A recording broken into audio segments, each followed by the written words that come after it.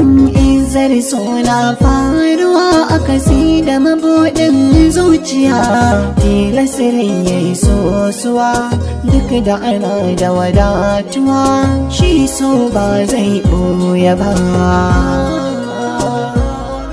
Ke kuma menene sunanki? Sunana Nafisa Abubakar Matawalli. Da gaske ke 'yar gata ce? Babu shakka ni 'yar gata ce gaba da baya. To kuma menene gadon gidanku? A gidanmu an gaji arziki. Kina nufin ki ce min baki san talauci ko rashi ba? Tun ina 'yar karama ni ban san rashi ba kuma ban taɓa babu.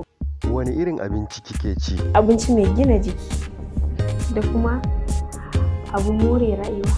To yaya arzikin naku yake? Arzikinmu ba zai misaltu ba. To ke me yasa kike da jiji da kai da izza? Saboda muna da 'yan canji. Waye babban makiyinki? Malam Umar Hashim. Shi Umar Hashim din bai da kuɗi ne? To ba sai inda akwai ba. Amma dai bari mu je ta bakin nashi. Ya kamata ka bayyana mana matsayinka da matsayin iyayenka kamar yadda na bayyana maka nawa yanzu. Don kada mu zo muna faɗa da ɗan tsuntuwa.